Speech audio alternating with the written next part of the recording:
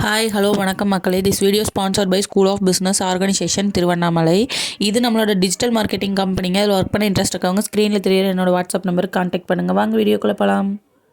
Skip பண்ணாதீங்க. பெரிய தப்பு. தினம் ₹300 சம்பாதிக்க அரிய வாய்ப்பு. இன்ஸ்டாகிராம், ஃபேஸ்புக் பயன்படுத்த தெரிந்தால் போதும். Content post and content publishing மூலமா தினம் ₹300 சம்பாதிக்கலாம். இந்த வேலை செய்ய 5 நிமிடம் போதும். Work training support, group communication support, all language customer live chat support. முக்கியமா சொந்தமா ஒரு பிசினஸ் ஸ்டார்ட் பண்ற அளவுக்கு உங்களால கற்றுக்கொள்ளவும் முடியும், சம்பாதிக்கவும் முடியும். இந்த வேலை வாய்ப்பு வழங்குவது 5 வருடத்திற்கு மேல ரன் ஆகிட்டு இருக்க நம்ம தமிழ்நாட்டு company school of business organisation private limited. மேலும் விவரங்களுக்கு டிஸ்கிரிப்ஷன்ல கொடுத்திருக்க நம்பருக்கு வாட்ஸ்அப் பண்ணுங்க.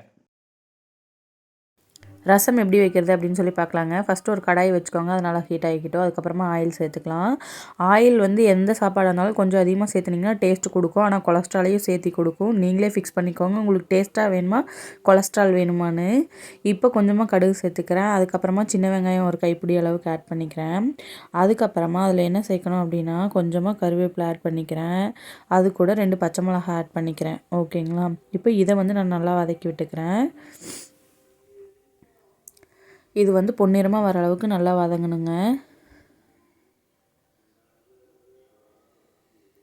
என்ன சமைச்சிங்கனாலுமே கொஞ்சம் ஆயில் அதிகமாக சேர்த்துனா டேஸ்ட் நல்லாயிருக்கும். ஆனால் அது வந்து ஹெல்தி கிடையாது, அன்ஹெல்தி தான். நீங்களே முடிவு பண்ணிக்கோங்க உங்களுக்கு டேஸ்ட்டாக வேணுமா எப்படி வேணும் அப்படின்னு.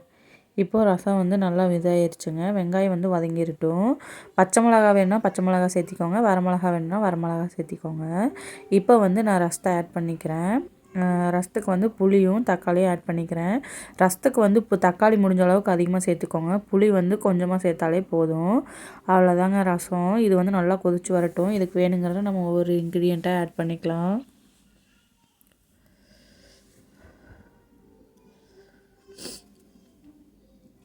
இப்போ இது நல்லா கொதிச்சு வரட்டும். கொத்தமல்லி இலை இருந்ததுன்னா கொத்தமல்லி இலை கூட நீங்கள் ஆட் பண்ணிக்கலாம்.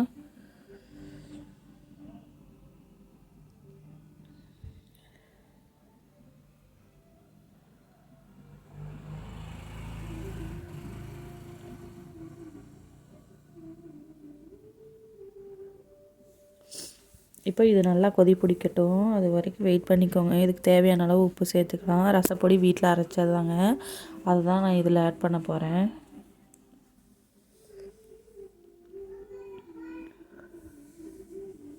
இப்போ ரசத்துக்கு தேவையான அளவுக்கு கொஞ்சமாக கொத்தமல்லி இலை ஆட் பண்ணிக்கிறேன்.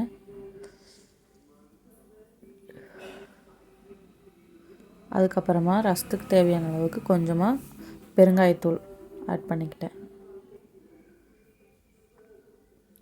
ரசத்துக்கு மெயின் குருமிளகு எப்படியோ அதே மாதிரி தாங்க நமக்கு வந்து இதுவும்.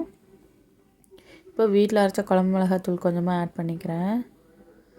அதுக்கப்புறமா இப்போ வீட்டில் அரைச்ச ரசம் பொடி அதையும் நான் ஆட் பண்ணிக்கிறேன். முடிஞ்ச அளவுக்கு குழந்தைங்களுக்கு கொடுக்குற மாதிரி இருந்ததுன்னா எந்த மசாலாவும் கடையில் வாங்க வேணாங்க, அதுதான் ஹெல்த்து. கடையில் வாங்குகிற மசாலா எல்லாமே வந்து கெடாமல் இருக்கிறதுக்கு ஏதாவது ஒரு கெமிக்கல் ஆட் பண்ணுவாங்க. நாங்கள் மெயின் தம்பிக்கு கொடுக்குறது எல்லாமே இந்த மாதிரி தான் செய்வோம். இந்த மசாலா இந்த மசாலான்னு நாங்கள் ஆட் பண்ணணும் அப்படின்னா அதுக்கு கண்டிப்பாக நாங்கள் எங்களுக்கு மட்டும்தான் செய்வோம். தம்பிக்கு அதை கொடுக்கவே மாட்டோம் கொஞ்சம் கூட. இப்போ கொஞ்சமாக பூண்டு தட்டி சேர்த்துக்கிறேன். 2-3 பல் பூண்டு சேர்த்துக்கோங்க. பூண்டு குழந்தைங்களுக்கு கொடுங்க, ரொம்ப நல்லது. அதே சமயம் ஃபீவர் இருக்க டைம்லலாம் பூண்டு அதிகமாக கொடுக்காதீங்க. ஏன்னா பூண்டு சூடு, காய்ச்சல் எச்சா தான் கிளப்பி விடும். இப்போது ரசத்தை வந்து நல்லா கலக்கி விட்டுக்கிறேன். இது வந்து நல்லா கொதிச்சு வரட்டும். பூண்டும் இப்போ போட்டிங்க அப்படின்னா கொஞ்சமாக வெந்துடும். பச்சை பூண்டு மாதிரி இருக்கும். நீங்கள் சாப்பிடுங்க, அது உடம்புக்கு ரொம்ப நல்லது தான். கேஸ் ட்ரபிள் ப்ராப்ளம் இருக்கிறவங்களுக்குலாம் அது நல்லாவே கேட்கும். இப்போ நல்லா கொதிக்கதும்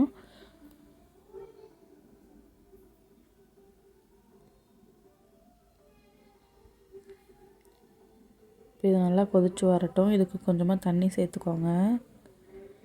இது வந்து பச்சை வாசம் போகிற அளவுக்கு நல்லா கொதிச்சு வரணும். அதுக்கப்புறமா தான் பச்சை தண்ணி சேர்க்கணும். பச்சை தண்ணி இல்லைங்க, நார்மல் வாட்ரு தான், அது அப்படி சொல்லுவாங்க.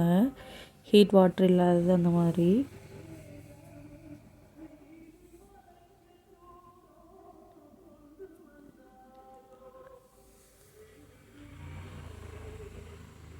புளி வேக வச்ச தண்ணி தாங்க, அதை அப்படியே அந்த குண்டால் இருந்தது கொஞ்சமாக சேர்த்துக்கிறேன். Thank you, bye bye. ரசம் வந்து கொதி வரதுக்கு முன்னாடியே ஆஃப் பண்ணிடுங்க. தேங்க்யூ.